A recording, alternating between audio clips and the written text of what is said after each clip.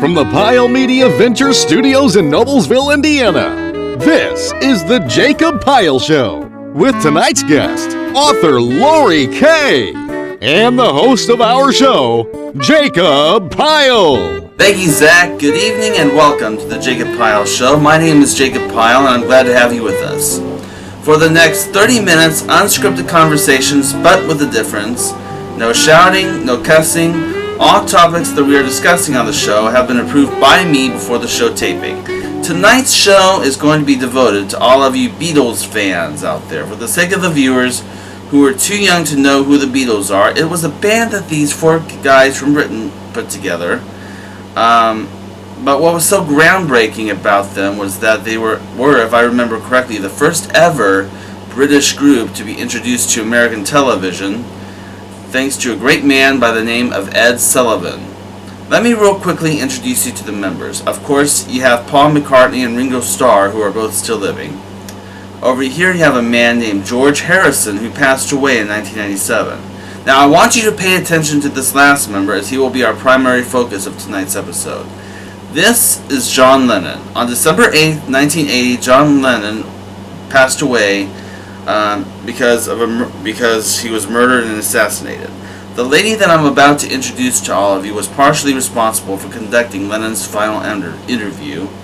She is the author of the book Confessions of a Rock and Roll Name Dropper, My Life Leading Up to John Lennon's Last Interview, which is published by Fayetteville Mafia Press and can be found at Amazon and most bookstores.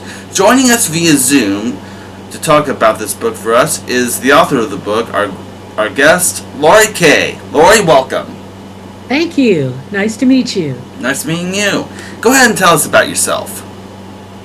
Well, I've had an incredible career in rock radio and rock magazines and TV, also in video, music related, where I've done a ton of musician interviews. And starting very early on in my life was the Beatles. I started for RKO Radio, writing and co-producing their special RKO Presents the Beatles, which was 14 hours originally, the longest United States radio special about the Beatles ever produced.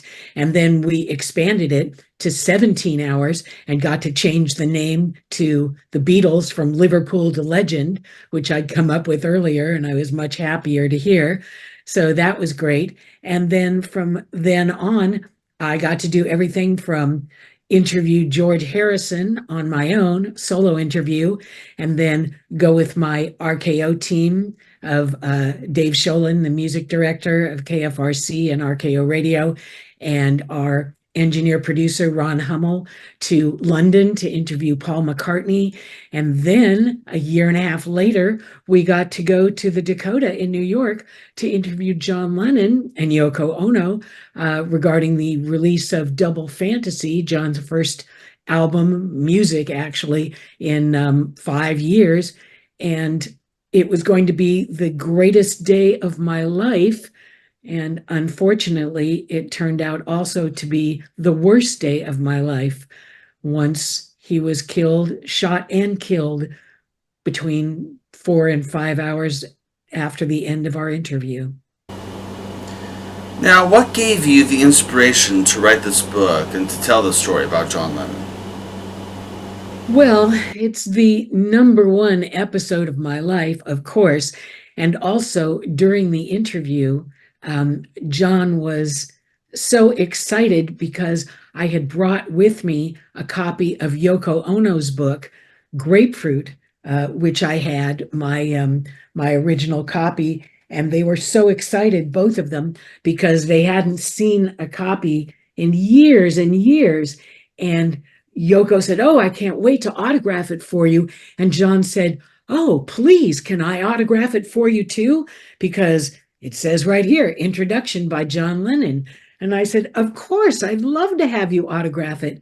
And once he did, at the end of our interview, once they both did, and then he did, and just did an adorable cartoon of him and Yoko, I said, "Thank you, it's great."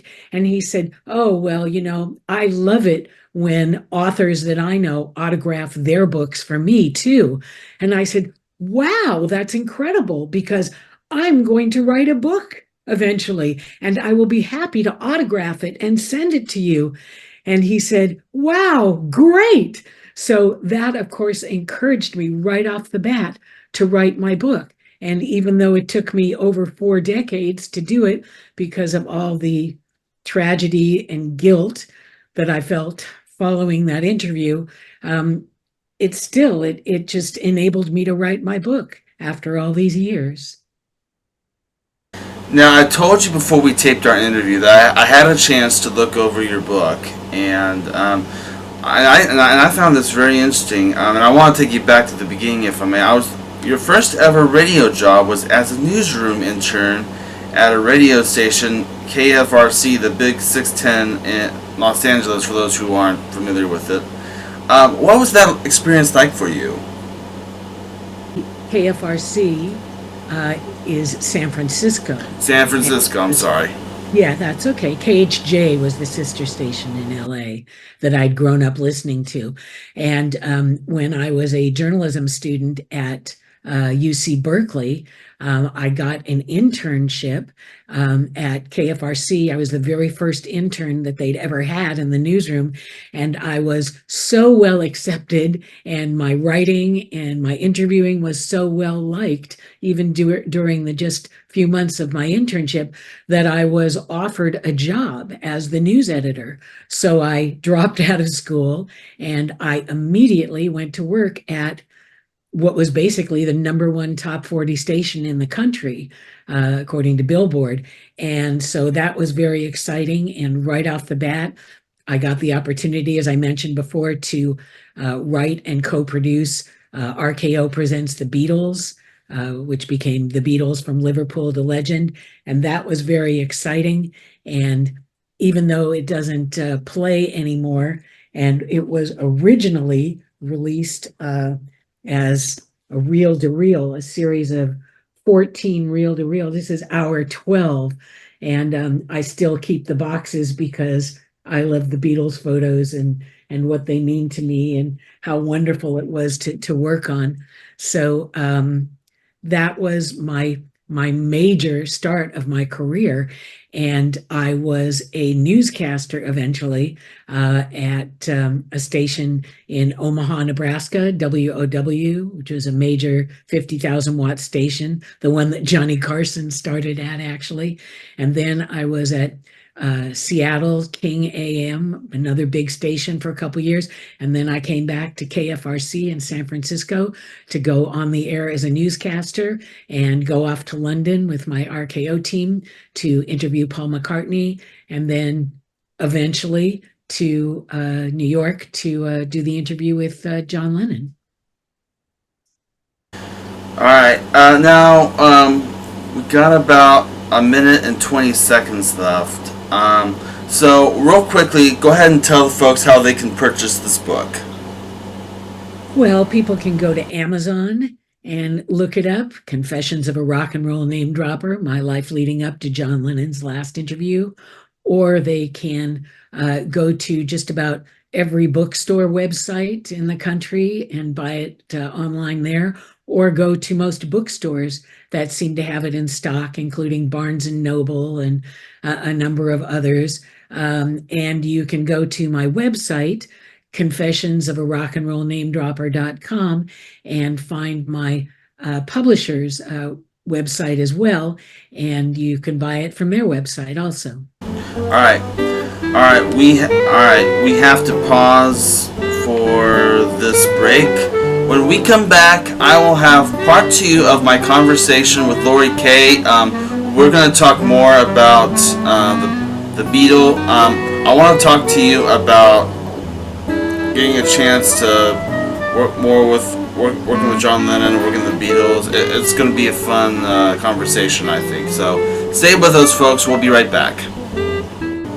Welcome back to the Jacob Pyle Show. My guest for tonight is Laurie Kaye, author of the book Confessions of a Rock and Roll Name Dropper.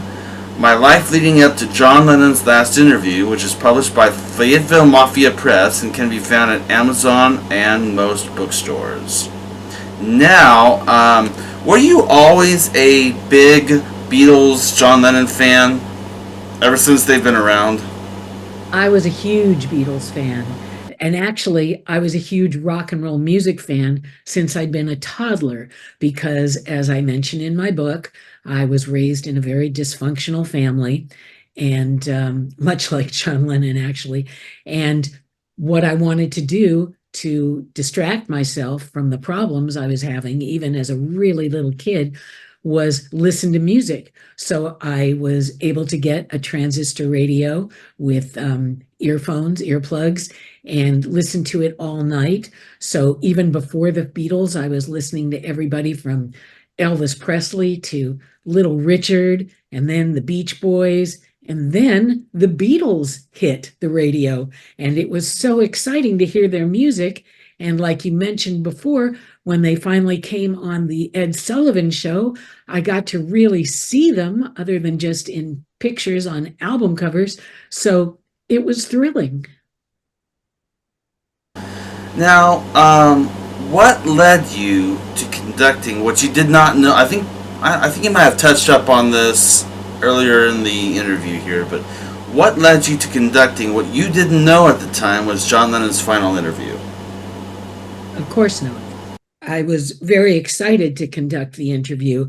I was overflowing with excitement, as I say in the first chapter of my book, because the anticipation and disbelief as I approached the Dakota Apartments on Manhattan's Upper West Side was just awesome. I didn't even feel like my feet were hitting the ground as we walked up to the Dakota entrance. I felt like it was about to become the best day of my life I could ever even begin to imagine, and that I was truly the luckiest person on the planet about to meet my idol. And what was that? What was that experience like for you?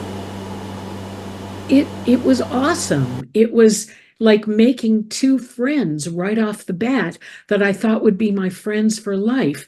And that's part of the tragedy, is that was the first and only time I got to hang out with them, even though towards the end of the interview, we all made plans to get together in a couple of weeks when John and Yoko were going to be in San Francisco. We were all going to go out to dinner at what was Yoko Ono's favorite Japanese restaurant in San Francisco. And I was just looking forward to talking more with them about everything we had in common.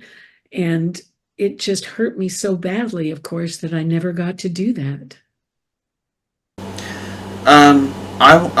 We still have about 6 more minutes. Do you have any other amazing John Lennon stories or Beatles stories that you would like to share as we're talking about this? And I think you might have mentioned some. I don't know if you, if you ever, anyway. But like I said, go purchase her book, because I'm sure there's probably a lot of interesting stories in there. But do you have any other amazing stories about John Lennon or the Beatles that later on that you'd like to share? Well, I not only described the interview from top to bottom in my book, but the bulk of the quotes from the interview as well, the hours-long interview. And John had so many amazing and wonderful quotes, and he was so complimentary and validating to me. It was wonderful, like nothing I'd ever experienced in my life before, especially, as I mentioned, being raised by a very difficult family. And so every time John liked a question I asked, or an answer that I gave him when he asked me something, he would say, "Yes, love, exactly." And I would feel so incredible to hear this. And he would look at me, and his famous round glasses, he would push down his nose, look at me over them, and smile. And we were sitting right next to each other on a love seat, and it was like a dream come true. It was so exciting and so thrilling. And the very first part of our interview with John, who came in after we had sat down with Yoko, because he was still upstairs taking pictures for Rolling Stone for a while, when he came down, the first thing that he was asked about was his daily life and raising his son Sean with Yoko and what that was like. And he went on quite a bit about it because the guys in our RKO team and the executive from Warner Brothers Geffen Records, Bert Keane, wanted to know because they were both in relationships, and Bert had a son about the same age of Sean. So he wanted to know how John was raising him. So John kind of went on and on about it. And then finally he said, "What are we doing here? Are we here to talk about music or raising children?" And I laughed and I said, "Exactly. I want to ask you about getting the urge to make music again." And as I emphasized this, John burst out in laughter, and he was super loud and funny and affectionate. And he came up to me and said, "Oh, it came to me all over a sudden, my love. I don't know what came over me." Everyone in the room started laughing while I reacted confidently to his endearing response. I said, "I know, it was like you were possessed." And he said, smiling, "I was possessed by this rock and roll devil, you know." And more laughter from everybody in the room. And he said, "Was that your question?" And he asked that very politely. And he said, "Did I interrupt you?" And I said, "No, you got it." And I told him that, smiling like crazy, as he and Yoko went on to discuss their work and the love that went into creating their album Double Fantasy, which they were both so happy with. And then John said, "Just suddenly I had, like, if you'll pardon the expression, diarrhea of creativity." And again, everybody started laughing. And it just made me think, wow, John really knew how to respond to everything I said and asked him. And it just made me feel so great throughout the entire interview. Sounds like he had a. Sounds like it was a good. It was a. Yeah. It sounds like it was a great experience for you. It was. It was an amazing experience. And I would have to say, without a doubt, the most amazing rock musician interview I've ever taken part in. Even though there were so many that I loved and had a great time doing, the John Lennon interview was incredible, and not just because he was assassinated shortly after. Yeah. I gotta. I want to get your thoughts on this before we go to break. We've still got about a minute and a half left. Just recently, Paul McCartney and Ringo Starr, and using, I guess, archival footage of John Lennon and George Harrison, created this brand new Beatles album. I don't know how they did it. I think they might have used AI or something. I don't know if you had a chance to hear it. I can't remember the name of it, but I've heard of it on the news. What were your did you get a chance to listen to it, and if so, what did you think of it? Absolutely. And the song Now and Then is just beautiful, and it just makes my heart grow so big every time I hear it. I play it a lot at home, and it's wonderful. It's almost like thinking to myself, wow, they are all still alive, and wow, they're still a group. And even though that's sadly not true, either one, it's still beautiful to be able to hear something that I didn't listen to my entire life since I was a little kid, like "I Want to Hold Your Hand," that kind of thing. So it's amazing. Good for Paul to be able to do that. It's so cool. Yeah. All right. We need to take this last break. When we come back, I will have a preview of our show for next week, and we will conclude our interview with Laurie Kaye, and I might even sing a song as well. So stay tuned. We'll be right back. Welcome back to the Jacob Pyle Show. My guest for tonight is Laurie Kaye, who is the author of the book Confessions of a Rock and Roll Name Dropper, My Life Leading Up to John Lennon's Last Interview, which is published by Fayetteville Mafia Press. It can be found at Amazon and most bookstores. And I hope you can join us next week on the Jacob Pyle Show, where my guest will be author of Destiny's Daughter, Frances Ottman. Alright, so, now, the news not long after you've done that interview, of course, the news comes out, you find out that John Lennon was assassinated and he passed away.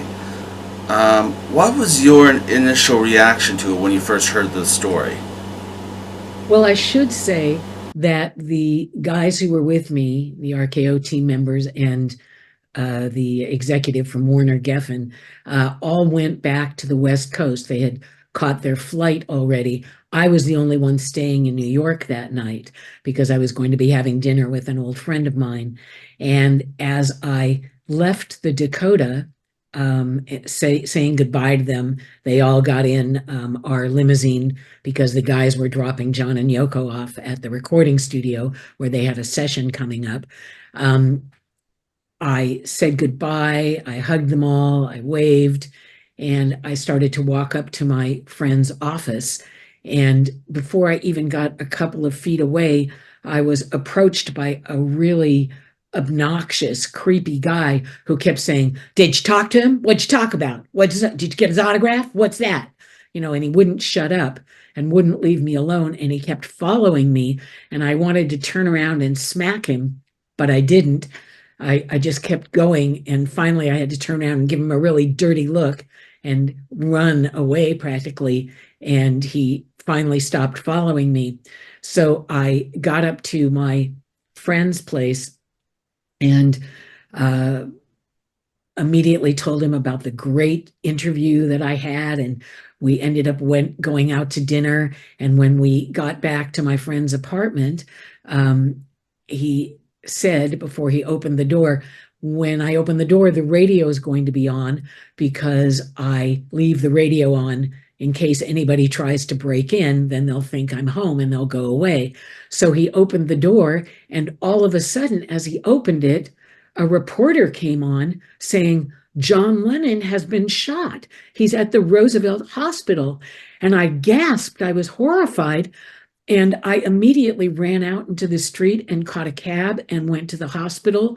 And there was a big glass front door, and I looked right through it, and there was Yoko holding on to somebody who was obviously a very good friend of hers, and crying, sobbing hysterically.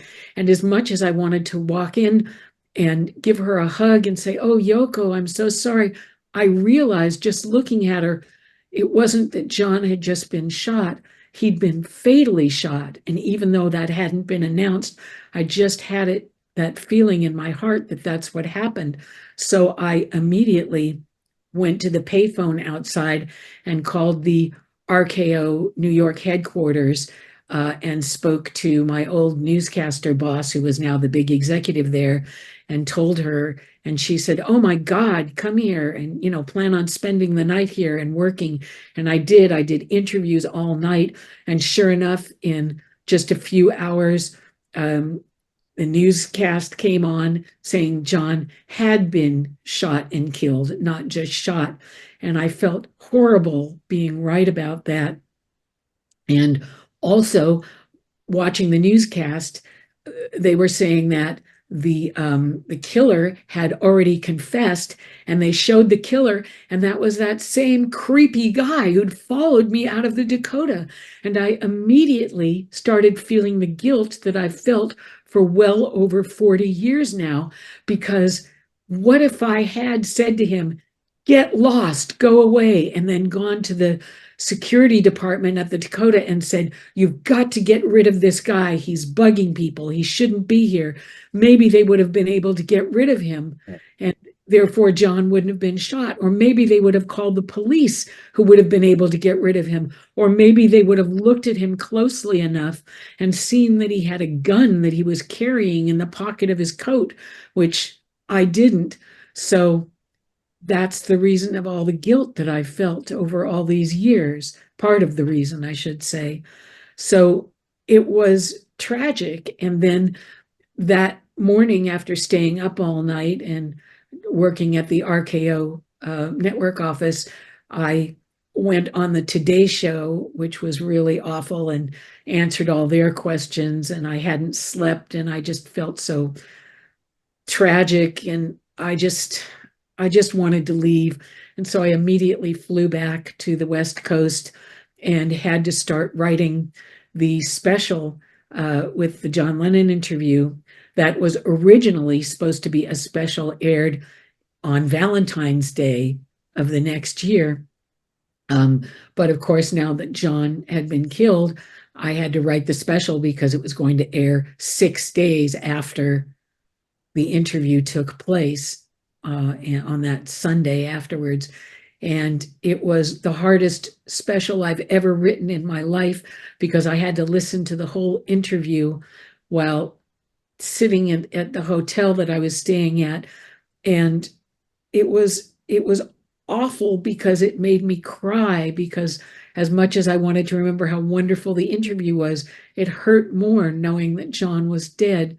So I dedicated the special, of course, to Yoko and finished writing it. And it was the most tragic assignment of my entire life.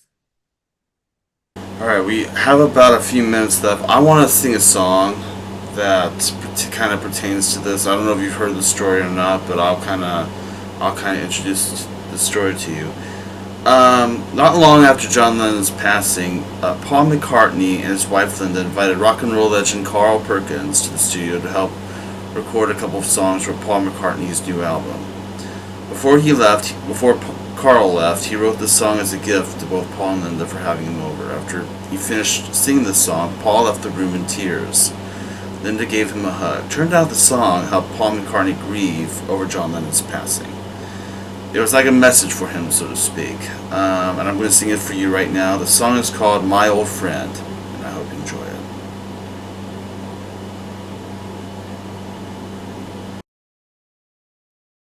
On the Isle of Montserrat, no, I never shall forget. Just a country boy, a guitar, and a song.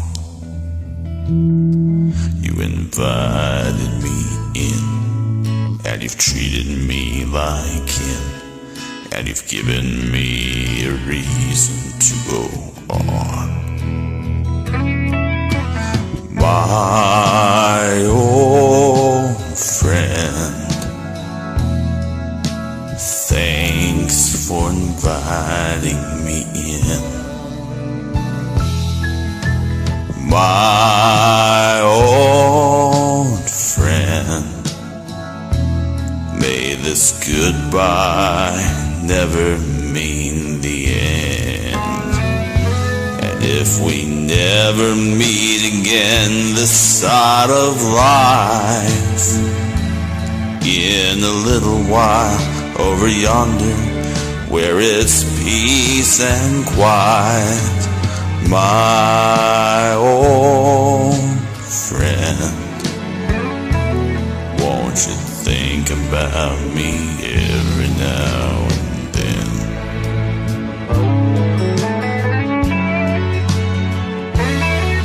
If I told you how I feel, oh, it wouldn't sound so real, 'cause emotions, they are now just sitting in. But it sure is great to know that wherever we may go, we can always be the best of friends. My old friend, thanks for inviting me in.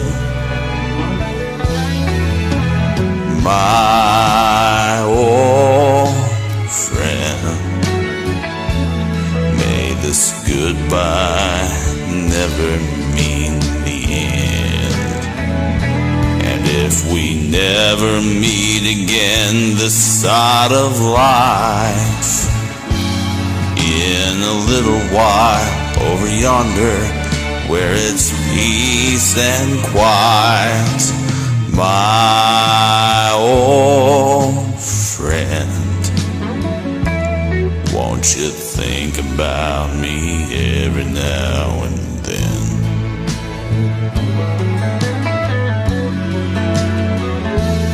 And I'll think about you, my old friend.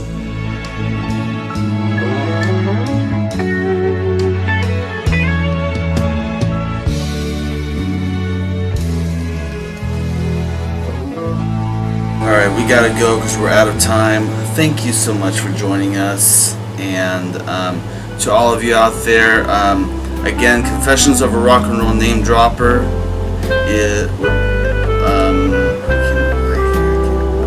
My life leading up to John Lennon's last interview is published by Fayetteville Mafia Press and can be found at Amazon and most bookstores. I'll be back next week with another guest to talk to. Until then, for Laurie Kaye, Zach Brown, and all of us on the Jacob Pyle Show, I'm Jacob Pyle. Thank you all for watching, and good night, everybody. If you want to be a guest on the Jacob Pyle Show, or if you'd like a DVD copy of tonight's program, send Jacob an email. His email address is jtpyle1@aol.com. Or if you're ordering a DVD copy of tonight's program, send $10 check or money order to the Jacob Pyle Show, care of Pyle Media Ventures, Post Office Box 154, Noblesville, Indiana 46061. Please include the air date seen on your screen when ordering. Residents outside of Indiana add $5 shipping and handling.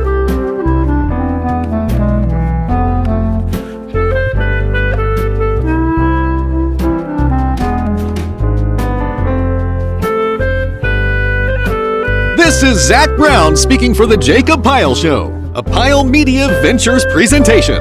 This program has been pre-recorded.